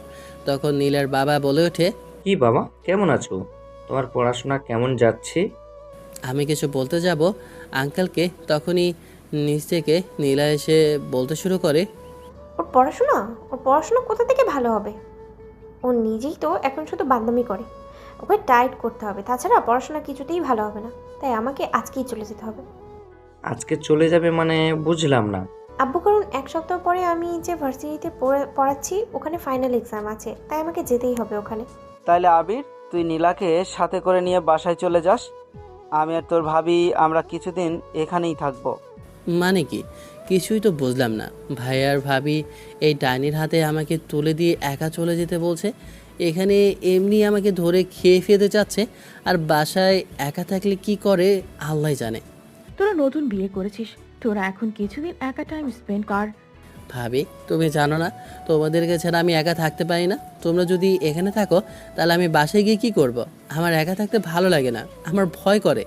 আরে বোকা ছেলে, তুই কি এখন বাচ্চা আছিস নাকি? বিয়ে করেছিস, এখন তোর সাথে তোর বউ থাকবে। তুই একা থাকবি কেন আর ভয় করবে কেন? তোর সাথে তো নীলা আছে। আর চিন্তা করিস না, আমার বোন অনেক সাহসী, তো সুন্দর করে খেয়াল রাখবে। আর ওর হাতের রান্না অনেক মজা। আমরা এতদিন পরে এসেছি, তুই তোর বউকে নিয়ে চলে যা, মানে আমার শালিকে নিয়ে চলে যা। দেখবি ওর কোনো যেন সমস্যা না হয়, সব দিক থেকে খেয়াল রাখবি। ভাইয়া আর ভাবি জোর করে মনে হয় আমাদের দুজনকে একসাথে পাঠিয়ে দিয়েছে। কি আর করার আছে, তাই নাস্তাটা ছেড়ে রেডি হয়ে আমি আর নীলা দুজন বাসায় যাওয়ার উদ্দেশ্যে রওনা দিলাম। আমরা দুজন বাসার সামনে নামতে আশেপাশের মানুষ আমাদের দুজনকে দেখে তাকিয়ে রইল। এখন মনে হয় হিংসা হচ্ছে, কারণ আমার সুন্দরী বউয়ের দিকে তাকানোর কি আছে। মনে হয় জীবনে আর কোনো দিন মেয়ে দেখেনি। শালা, তোদের চোখের উপর ঠাড়া পড়ুক। এখানে দাঁড়িয়ে না থেকে আগে দরজার তালাটা খোলো, তারপর ভিতরে প্রবেশ করতে হবে। ন্যাকার মতো দাঁড়িয়ে আছো কেন? ও সরি, তখন যে দাঁড়িয়ে রইলাম আর এগুলো মনে মনে ভাবছি বুঝতেই পারিনি। দরজা খুলে নিয়ে আমি সবগুলো জিনিস ভিতরে নিয়ে গেলাম। এরপর নীলাকে একটা গেস্ট রুম দেখিয়ে দিলাম আর বললাম, এটা এখন থেকে আপনার রুম, আপনি এখানে থাকবেন। তুমি কি এখানে থাকো? না, এটা আমার রুম না, আমার রুম পাশেরটা। কথাটা বলতে আমাকে ধাক্কা দিয়ে পাশের রুমে চলে গিয়ে বলে ওঠে, এই রুমের এই অবস্থা কেন? এগুলো এভাবে নোংরার মতো ফেলে রেখেছো কেন? মাথা চুলকে বলে উঠলাম, আসলে ভাবি যখন বাসায় থাকে সে এগুলো গুছিয়ে যায়, সুন্দর করে রাখে, আমি এগুলো গোছাই না। কথাটা বলা মাত্র কেন জানি না রাগে চোখে তাকিয়ে রইল নীলা। এরপর কি জানি একটা কাগজের মধ্যে লিখে দিয়ে বলে ওঠে, এই নাও টাকা, আর রেখার মধ্যে যা লেখা আছে সব কিছু বাজার থেকে এক্ষুনি নিয়ে আসো। নীলা তার ব্যাগ থেকে টাকা বের করে আমাকে দিল। তখন আমি নীলার উদ্দেশ্যে বলে উঠি, না, টাকা তো আমার কাছে আছে, টাকা লাগবে না। আমি তোমার বড় না তুমি আমার বড়? যা বলছি তাই করো। সিনিয়র মেয়েদের সাথে বিয়ে করা, প্রেম করা একটা সুবিধা আছে, তারা কখনো জুনিয়র বয়ফ্রেন্ড আর জুনিয়র জামের পকেটে টাকা খরচ করে না। কী আর করার আছে, নীলা যা লিখে দিয়েছে তা নেওয়ার জন্য বাজারে গেলাম। লেখা অনুযায়ী যেতে তখন দেখলাম এক গাদা বাসার জিনিস আমার হাতে ধরিয়ে দিল। সব কিছু বাসায় সাজানোর জন্য নেওয়া হলো। প্রায় 5,000 টাকার জিনিস আমার হাতে উঠে আসলো। আরও 3,000 টাকা বেঁচে গেল। ভাবলাম এই টাকাগুলো মেরে দেই। এতদিন ভাবি আর ভাইয়ার টাকা মেরেছি, এখন থেকে নিজের বইয়ের টাকা মারবো, এগুলো ভাবতেছি আর খুশিতে লাভাইতেছি। তখনই দেখলাম পেছন থেকে রাহাতের ডাক। আর রাহাত গতকাল রাতে নাকি বাসায় চলে এসেছিল, ভাবি বলল। তাই হঠাৎ করে ও এখানে বাজারে কি করছে? এই শালা, বাজারে কি জন্য এসেছিস? আর এগুলো বাসায় কি করবি? তুই কি নতুন বেবি নিয়েছিস যে এগুলো সাজাবি? ভাই, আমার একটা ছোট্ট বাবু আছে, তার জন্য এগুলো নিচ্ছি। তখনই দাঁত বের করে রাহাত হাসতে লাগলো। শালার মুখটা চেপে ধরে বলে উঠলাম, শালা, মন চাইতেছে এখন মুখের ভিতরে একদম লাউড়াটা পুরাটাই ঢুকিয়ে দিই। হারামজাদা কোথাকার, মাথায় এমনিতেই গরম আছে, সারাদিন বইয়ের বেটা ভালো লাগে না, সারাদিন আমাকে ধমকের উপর রাখে। আরে সোনা গো, আমার সিনিয়র বউ বিয়ে করার কত স্বাদ দেখেছি তুমি। ওরে বন্ধু, তোমারও স্বাদ ঘুচে যাবে। যখন তুমি ভার্সিটিতে যাবে তখন তোমাকে পেছন দিয়ে লড়ো দিব। মানে বুঝতে পারলাম না, কি বলছিস তুই? আমি বলছি যে আমাদের ভার্সিটির ম্যাডাম আর নীলা আপু ওরা দুজনেই একই। মানে হচ্ছে গিয়ে আমার সাথে যার বিয়ে হয়েছে, মানে ভাবির বোন, ও হচ্ছে গিয়ে আমাদের ভার্সিটির ম্যাডাম। তার মানে বলতে চাচ্ছিস নীলা ম্যাডাম আর তোর ভাবির বোন নীলা দুজন একই মানুষ? গোয়া মারা সারা বন্ধু, অবস্থা তো মনে হয়তো খারাপ হয়ে যাবে। দুঃখের কথা কি কমো ভাই, থাপড়ে আমার গাল দুটো আমার গালের মধ্যে নাই। দেরি করিস না, তাছাড়া আবার গরম হয়ে যাবে। তোর সুন্দরী সিনিয়র আপু, সরি এখন তো সুন্দরী বউ, আবার ম্যাডাম বউ। চুপ শালা, মস্কারি করা বন্ধ কর। জিনিসগুলো এনে আমি নীলার হাতে দিলাম। কিছুক্ষণ পর নীলা রুমটা সাজিয়ে আমাকে ভেতরে আসতে বললো। আমি আমার নিজের রুমটায় এখন চিনতে পারছি না, যেন মনে হচ্ছে নতুন করে একটা রুম বানানো হয়েছে। এত সুন্দর লাগছে রুমটা, বলে বোঝানো যাবে না। এগুলো কি আমার জন্য? আমি তাহলে এখানে ঘুমাবো?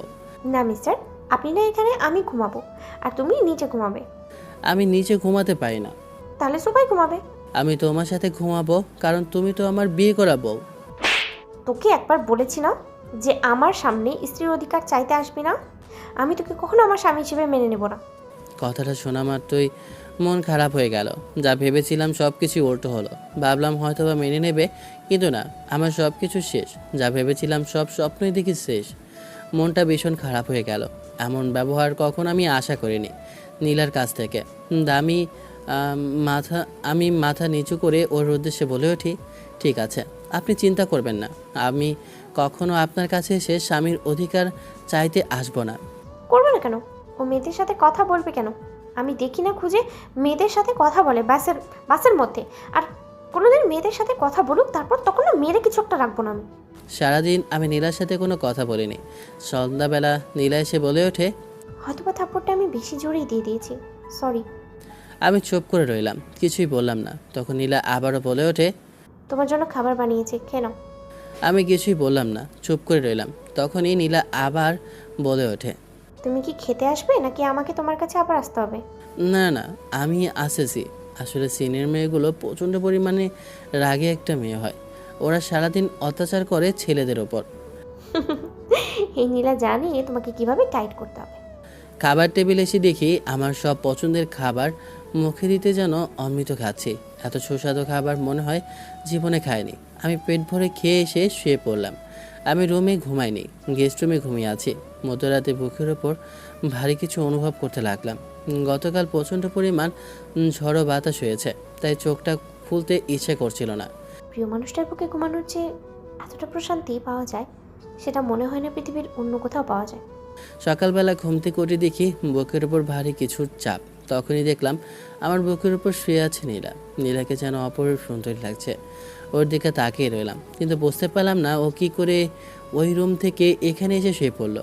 ওর চুলগুলো মুখের সামনে আসতে আমি ওর চুলগুলো সরিয়ে কানের কাছে দিলাম। ও আরও শক্ত করে আমাকে জড়িয়ে ধরলো। হঠাৎ করে নীলার ঘুম ভাঙতে ও আমাকে রাতে আবিরকে জড়িয়ে ধরে কখন যে ঘুমিয়ে পড়েছি নিজের অজান্তেই আমি নিজেও বুঝতে পারিনি। সকালে দেখি পাঞ্জাবি জেগে আছে, তখনই আমি, তোর সাহস কি করে হয় আমাকে জড়িয়ে ধরার? আর তুই আমার রুমে এসেছিস কি করে? আমি আসি মানে? তুমি নিজে আমার রুমে এসে আমাকে জড়িয়ে ধরে ঘুমিয়েছিলে, তার উপর আবার আমাকে থাপ্পড় মেরে বলছো। আমি কিছু বুঝি না, বুঝতে পেরেছিস? তুই আমাকে নিজে এখানে নিয়ে এসেছিস আর জোর করে জড়িয়ে ধরেছিস, আমি কিছু বুঝি না। কথাটা বলে আমি লাফ দিয়ে ওখান থেকে নিজের রুমে চলে যাই, আর লজ্জায় নিজের মুখটা লুকিয়ে রাখলাম। আসলেই মির্জা গালিব বলেছিল মেয়েদের মন বোঝা বড়ই কঠিন। গালিব, তুমি কখনো তারে বুঝতে পারবে না, কারণ সে সমুদ্রের ঢেউয়ের মতো কোন পাশ দিয়ে আসবে আর চলে যাবে তুমি বুঝতেই পারবে না। ইস, কি লজ্জা! আমি কি করলাম? ভুলেই গেছিলাম চলে যেতে। ঘুম থেকে উঠে রেডি হয়ে ফোনটা চেক করে দেখি 1000টা কল উঠে আছে। নাম্বারটা চেনা, কারণ আমাকে শ্রাবণী কল করেছে। কিন্তু এতগুলো কল করেছে কেন বুঝতে পারলাম না। বেশ কিছুদিন ধরে আমি তো ভার্সিটি যাচ্ছি না, তার জন্য হয়তো বা এতগুলো কল করেছে। একটা সিনিয়র মেয়ে আমি সামলাতে পারছি না, আর একটা সিনিয়র আমাকে নিয়ে পড়ে আছে। কি কপাল আমার! এভাবে মরার মতো বসে না থেকে তাড়াতাড়ি রেডি হয়ে ভার্সিটির উদ্দেশ্যে রওনা দাও। আপনার এসব নিয়ে ভাবতে হবে না। কথাটা বলে নিজেই রেডি হয়ে আমি একাই চলে যেতে লাগলাম। আর আমার চলে যাওয়ার দিকে তাকিয়ে রইল নীলা। আমি মনে হয় ওকে বেশি অপমান করে ফেলেছি। আমার এমনটা উচিতই হয়নি। থাক, ওকে আমি সব কিছু বুঝিয়ে বলবো। কি করব? ওকে আমি কত ভালোবাসি, ও নিজেও তো জানে না যে আমি ওকে কতটা ভালোবাসি। ক্যাম্পাসের সামনে আসতে তখনই দেখলাম রাহাত বসে আছে ফারজানার সাথে কথা বলছে। আমি ওকে দেখে বলে ওঠি, তলে তলে টেম্পো চালাও, আমি বলে হরতাল। শালা, তোর তো খবর আছে। তুমি করলে অন্ধকার, আমরা করলে সকাল। সব কিছু দেখিও না দেখার ভান করে থাকি, আর তুমি সব কিছু হেডলাইট করো। নাটক কম করো প্রিয়, তুমি যে কেমন তা আমি ভালোই জানি। তুমিও এত ঢং কম করো। পিছনে দেখো কি আসতেছে, একবারে বলতে গেলে হেডলাইট আসতেছে। পেছনে ঘুরে তাকিয়ে দেখি যে শ্রাবণী অনেক সুন্দর করে সেজে ভার্সিটির ভিতরে প্রবেশ করছে আর আমার দিকে হেরে যাচ্ছে। তখন রাহাত বলে ওঠে, আজকে শুধু বলেছি যে তুই ভার্সিটিতে আসছিস, কথাটা শুনে দেখ কিভাবে সেজেছে। শ্রাবণীকে আসলে অনেক সুন্দর লাগছে। তখনই দেখলাম শ্রাবণী আমার কাছে এসে আমার হাত ধরে একটা জায়গায় নিয়ে যায়। এরপর আমার উদ্দেশ্যে বলে ওঠে, আবির, তুমি কোথায় ছিলে? তোমার জন্য আমার মন কত খারাপ ছিল, কথাটা বলেই আমি আবিরকে জড়িয়ে ধরি। ভার্সিটিতে এসে দেখি যে আবির একটা মেয়েকে জড়িয়ে ধরেছে। এটা দেখার পর আমার যেন পায়ের নিচ থেকে মাটিটাই চলে যেতে লাগলো। আমার বুকটা কেমন থরথর করে কাঁপতে লাগলো। আমি যেন দাঁড়িয়ে থাকতেই পারছি না, দৌড়ে ওখানে চলে গেলাম। এই মেয়ে, তোর সাহস কি করে হয় আবিরকে জড়িয়ে ধরার? ম্যাডাম, আপনি আমাকে মারছেন কেন? আমি আবিরকে জড়িয়ে ধরবো না কিস করব, তা আমাদের ব্যক্তিগত বিষয়। আপনি ক্লাসের ম্যাডাম, আমার পার্সোনাল লাইফে কেন আসছেন? কোথা থেকে নীলা এসে ঠাস করে একটা থাপ্পড় বসিয়ে দেয় শ্রাবণীকে। তখনই শ্রাবণী কথাটা বলল, এটা তোমার পার্সোনাল বিষয় না, আমার নিজের। আপনার সাহস তো কম না, আপনি আবিরকে নিজের বলছেন। চুপ কর বেয়াদব মেয়ে, তোমার সাহস কি করে হয় তুমি ওকে জড়িয়ে ধরার? তখনই নীলা আর একটা থাপ্পড় দিবে, তার আগে ওর হাতটা ধরে আমি বলে উঠি, এসব কী নীলা ম্যাডাম, আপনি এগুলো কি করছেন? আপনি এইভাবে একজন মেয়েকে মানে আমার বান্ধবীকে মারতে পারেন না। আর আপনি কে যে ওকে মারছেন? কি কারণে আপনি ওকে মারছেন? কথাটা শোনা মাত্রই বুকটা কেঁপে ওঠে, চোখ দিয়ে পানি পড়তে লাগলো। ওর দিকে আমি অসহায় মুখে তাকিয়ে বলে উঠি, আমি তো আমার কেউ না, আপনি তো আমার কেউ না। আর আমি আপনাকে চিনি না। ওকে মারার সাহস কী করে পান আপনি? কয়টা বললাম মাত্র। কান্না করতে করতে নীলা ওই স্থান ত্যাগ করে ওখান থেকে সোজা চলে যায় ভার্সিটিতে, আর পেছন ফিরে তাকায় না। ঠিক হয়েছে, এখন এখন বুঝুক তাহলে আমার সাথে এমন করার ফল। আর জীবনেও নিজের জামাইয়ের সাথে এমন করবে। নিজে থেকে মধ্যরাতে এসে আমাকে ঝুড়ি ধরে শুয়ে রইল, আর থাপ্পড় খেলাম আমি। এখন কেমন লাগে? আবির, এসবের মানে কি? কিছুই তো বুঝতে পারছি না। শ্রাবণীকে সব কিছু করে বললাম। দেখলাম শ্রাবণী চোখে জল। আমার এখন মনে হচ্ছে যে শ্রাবণী ধীরে ধীরে আমাকে ভালোবেসে ফেলেছে, কিন্তু অনেক দেরি হয়ে গিয়েছে। আমার জীবনে এখন শুধু নীলা ছাড়া আর কেউ নেই। সারাদিন ভার্সিটিতে আমি নীলাকে এক মুহূর্ত দেখিনি। ও মনে হয় বাসায় চলে গেছে, অনেক কষ্ট পেয়েছে। কষ্ট পেলে আমার কি? ও যে নিজে আমাকে কষ্ট দিয়েছে তাতে কি হবে? এসব ভাবতে ভাবতে আমি হাঁটছিলাম, তখনই হাতের ফোনটা বেজে ওঠে। দেখি ভাবি কল করেছে। ফোনটা সাইলেন্ট ছিল, অনেকগুলো কল উঠেছিল, খেয়াল করিনি। দেখি 1000টা কল। ফোন রিসিভ করতে ভাবি রাগে সুরে বলে ওঠে, আবির, তোমার কাছ থেকে এমন কিছু আমি কখনো আশা করিনি। তুমি যে এমন কিছু করবে এটা কখনো আমি ভাবতে পারিনি। আমি এমন কি করেছি ভাবি যার জন্য তুমি আমাকে এত কথা শোনাচ্ছ? তুমি আজকে নীলাকে কত কষ্ট দিয়েছো তুমি নিজেও জানো না। তোমার জন্য নীলা অনেক কান্না করেছে, নীলা অনেক কষ্ট পেয়েছে। ও হয়তোবা খারাপ কিছু করতে পারে। ও কেন কষ্ট হবে? আমি কিছুই তো বুঝতে পারছি না ভাবি। তুমি খুবই বোকা আবির, কিছুই বোঝো না। তুমি এতটুকু বুঝতে পারছো না যে নীলা লন্ডন থেকে পড়াশোনা শেষ করে শুধু এই ছোটখাটো একটা চাকরি করবে? তুমি এতটুকু বোঝো না ও কেন এসেছে? সত্যি আমি কিছুই বুঝতে পারছি না ভাবি। আমাকে আপনি সব কিছু খুলে বলুন। নীলা ইউনিভার্সিটিতে জব নিয়েছে শুধু তোমার জন্য, শুধু তোমাকে দেখার জন্য। ইউনিভার্সিটিতে জব নিয়েছে। ও তোমার বিয়ের কথা সাবধানে তোমার সাথে ওর বিয়ে ঠিক করেছে। ও সব কিছুই জানে। তার জন্য তো কখনো অন্য পুরুষকে নিজের ভালোবাসা হিসেবে দেখেনি, শুধু তোমাকে দেখেছে। আর তোমাকে অন্য কোনো মেয়ের সাথে দেখলে ওর রাগ হয়। তার জন্য সবসময় তোমাকে মেয়েদের কাছ থেকে দূরে রাখার চেষ্টা করেছে। ও তোমাকে সত্যিই ভালোবাসে, কিন্তু তুমি ওর ভালোবাসা বুঝতে না, শুধু বুঝতে ওর দেওয়া কষ্টগুলো। তার মানে আমার আর বুঝতে বাকি রইলো না এত কিছু শুধু নীলা আমার জন্য করেছে, আর আমি তাকে কষ্ট দিয়েছি। না, এটা একদমই ঠিক করিনি। আমি যেতে যেতে সন্ধ্যা হয়ে যায়। রুমে এসে দেখি কেউ রুমে নেই। পুরো বাড়ি খুঁজছিলাম, কিন্তু কোথাও পেলাম না নীলাকে। আসার সময় নীলার জন্য এক কুচি বেলি ফুল নিয়ে আসলাম, আর সাথে করে একটা গোলাপ ফুল। নীলাকে পুরো বাড়ি খুঁজলাম, কোথাও নেই। এরপর ছাদে উঠে দেখি এক পাশে সন্ধ্যাবেলা চাঁদের দিকে তাকিয়ে আছে, আর ফুঁপিয়ে ফুঁপিয়ে কান্না করছে। আমি ছাদে যেতে তখনই দেখলাম নীলা অনুভব করলো, চুপ হয়ে গেল। আমি ওর সামনে গেলাম, তখন নীলা বলে ওঠে, উপরে এসেছেন যে, কিছু লাগবে নাকি? আমি তো আপনার জন্য খাবার পানি নিজেই রাখলাম। কিছু তো লাগবে। আমি এখনো সামনে তাকিয়ে আছি, পিছন ঘুরে দেখছি না। তখন বলে উঠি, কি লাগবে? আমি এখনই এনে দিচ্ছি। আমার তো তোমাকে লাগবে। তখনই আমি নীলাকে ধরে আমার দিকে ঘুরিয়ে ওর চোখের জল দুটো মুছে দিলাম। তখন নীলা বলে ওঠে, এসব করছেন কেন? এখান থেকে চলে যান। ওই যে আপনার বান্ধবীর কাছে যান, যাকে জড়িয়ে ধরেছেন, ওখানে এসব করছেন। হ্যাঁ, আমার কাছে এসেছেন কেন? আরে আসলে তোমরা তো হিংসুটে কেন? আমি আবার কি হিংসুটে করলাম? আপনি যা করার ইচ্ছে করছেন। আমি কিছুই করিনি, বরঞ্চ একটা হিংসুটে। কারণ তুমি জানো যে একটা মেয়ে আমাকে জড়িয়ে ধরেছে, তার জন্য তুমি এমন করছো। মোটেও না। আপনি যাকে চেয়েছেন তাকে জড়িয়ে ধরুন, তাছাড়া আমার কি? তোমার জন্য বেলি ফুল আর গোলাপ নিয়ে এসেছিলাম তোমাকে ভালোবাসি বলে, কিন্তু তুমি যেহেতু বলছো তাই ওকে দিয়ে আসবো। কথাটা বলতে নীলার আসল রূপ বের হয়ে আসলো। তখন নীলা আমার শার্টের কলারটা চেপে ধরে আমার উদ্দেশ্যে রাগে চোখে বলে ওঠে, কি বললি তুই? এগুলো আমার জন্য নিয়ে এসে আবার ওই মেয়েকে দিয়ে দিবি মানে? এই না না না, তোমাকে রাগানোর জন্য কথাটা বলছিলাম, তোমাকে দিব বলেই নিয়ে এসেছি। তাহলে ওই মেয়েটাকে জড়িয়ে ধরলে কেন? ওই মেয়েটার কথা বললে কেন? আমি ওকে ভালোবাসি না, ও নিজে আমাকে জড়িয়ে ধরেছে, তাতে আমি কি করব? ওকে তো আমি বলেই দিয়েছি আমার বউ আছে। নীলা চুপ করে রইল। তখন আমি ওর উদ্দেশ্যে বলে উঠি, ভালোবাসো? না, আমি আপনার মতো খাচ্চর বেটাকে ভালোবাসি না। ঠিক আছে, তাহলে ওর কাছে গেলাম। কথাটা বলতে তখনই নীলা আমাকে জড়িয়ে ধরে কান্না করে দিল। মরে যাও, তারপর আমি অন্য কারোর হতে দেবো না তোমায়। কথায় আছে না, মেয়েদের বুক ফাটে কিন্তু মুখ ফোটে না, সেম অবস্থা। আমি বেরি ফুলটা নীলার মাথায় লাগিয়ে দিলাম আর গোলাপ ফুলটা ধরে বলে উঠি, ভালোবাসি আমার সিনিয়র বউকে, খুব বেশি ভালোবাসি, অনেক বেশি। তুমি কি আমার মনের রানী হবে, যে রানী আমার সারা জীবন এই বুকে থাকবে? হ্যাঁ, থাকবো। কথাটা বলে আমি আবিরকে জড়িয়ে ধরলাম। তাহলে আজকে আমাদের বাসর রাত হবে। যা শ্বেতা, আমি তোমার সিনিয়র, লজ্জা লাগে না তোমার এসব বলতে? আমি নীলাকে নিয়ে নিচে চলে গেলাম, খাটে শুয়ে দিয়ে ওর সামনে যেতে লাগলাম আর বলে উঠলাম, আজকে সিনিয়র মেয়ের সাথে এমন কিছু করব যেন একটা ক্রিকেট টিম আমরা জোগাড়তে পারি। এরপর আর কি ইতিহাসের মধ্যে চলে গেলাম দুজন। আর গল্পটা এখানেই শেষ করলাম। কেমন হয়েছে অবশ্যই কমেন্ট করে জানাবেন। আল্লাহ হাফেজ।